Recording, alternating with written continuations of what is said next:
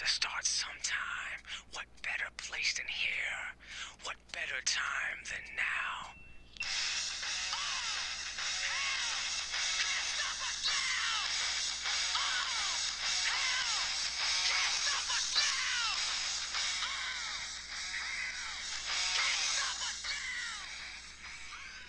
Alrighty, it's Funk Doctor 100 hitting up the spot.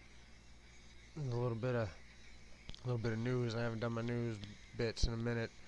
Just been catching up on my news, really. I'm still stuck on that pop offsets thing. Everybody, popoffsets.com. P as in penis. OPOFFSETS.com. Look it the fuck up. It's serious business. This one right here is the State Department running the USA. Again, this is a Russian site. This is Pravda. When they talk about shit, you better believe they're talking about it from maybe biased, but it's biased to their country. They're not trying to shield their people from communist America. That's for damn sure. So, here we go. President Hugo Chavez is right. There is a sinister and underhanded, hidden and deceitful side to Washington's diplomacy, and the document we are about to reveal proves it. Who is in charge of the White House? Obama or Hillary Clinton and the arms and AIPAC lobbies? After reading this, there can be little doubt. Ava Gollinger discovered this document, Department of the Air Force Military Construction Program, fiscal year 2010, drawn up in May 2009, sent by the Pentagon to the U.S. House of Congress. This is the document denounced by Hugo Chavez at the UNASUL meeting on August 28, 2009 in Bariloche regarding the U.S. base at Palenquero, Colombia, and proves the veracity of the general mobility of the U.S. Air Force in Latin America. President Alvaro Uribe and Secretary of State Hillary Warzone Clinton are liars, according to this document. He and the U.S. State Department stated on October 30, 2009, on the occasion of the signing of the military agreement between Washington and Bogota, that the document concerned only prepper operations within the territory of Colombia, with a view to fighting drugs and terrorism. Terrorism. It's the number one. All you gotta do is say fucking terrorism. You should arrest that guy. I think he was stealing. Stealing what? I don't know, but I'm pretty sure he's a terrorist. Book him. Beat him inside out. Take him to a basement somewhere and don't tell anybody.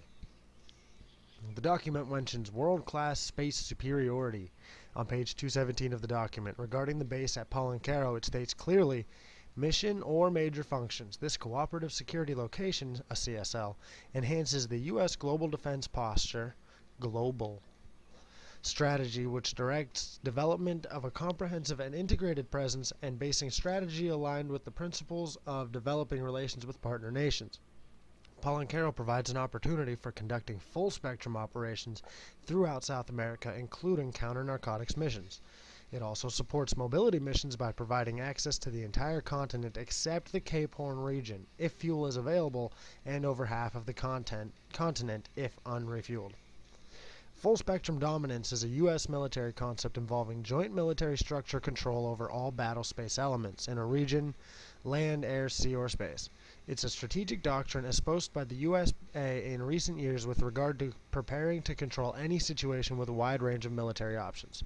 Page 218 speaks about operations not in Colombia but in the sub-region, and I quote, I'm actually quoting this whole thing.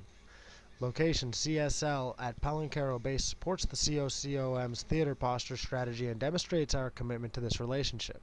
Development of this CSL provides a unique opportunity for full-spectrum operations in a critical sub-region of our hemisphere where security and stability is under constant threat from narcotics-funded terrorist insurgencies, anti-U.S. governments, endemic poverty, and recurring natural disasters.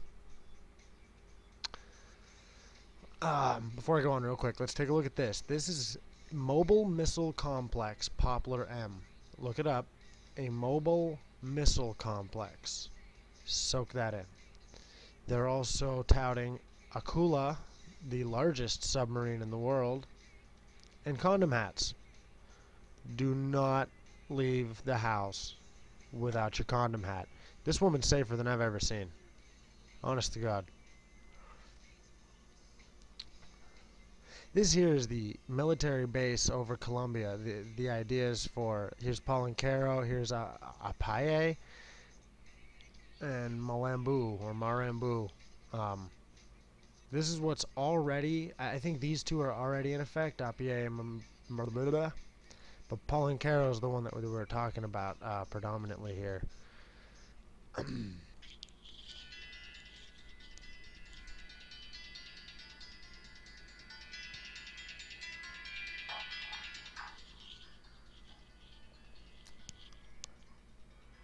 I love that song.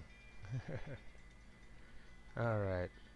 The document goes on to mention theater operations, operational aircraft, and then justifies the location of Palancaro because of its location and the fact that it minimizes the U.S. military profile and refers to regional access and presence.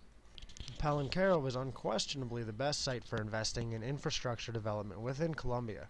Its central location is within reach of Andean Ridge counter-narcotic terrorist operations areas. I didn't even know there was a counter-narco-terrorist operation.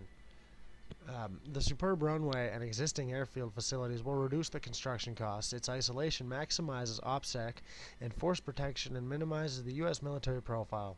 The intent is to leverage existing infrastructure to the maximum extent possible, improving the U.S. ability to respond rapidly to crisis and assure regional access and presence at minimum cost. Palancaro supports the mobility mission by providing access to the entire South American continent with the exception of the Cape Horn region. These people don't pay attention to what they're doing. In the same section, we have a reference to the need to perform upgrades to Palancaro because if these upgrades are not accomplished, it will severely limit the ability of U.S. Southcom to support the U.S. global defense posture. Strategy which directs... wow. The GDP strategy, which directs development of a comprehensive and integrated presence and basing strategy aligned with the principles of developing relationships with partner nations, ensuring mutual benefits between us and U.S. and partner nations, limited restrictions on U.S. freedom of action by partner nations, and appropriate sharing of costs. So is the State Department running the USA? Sure doesn't seem to be Obama. This is that first woman they talked about who stumbled upon the sheet in May of '09.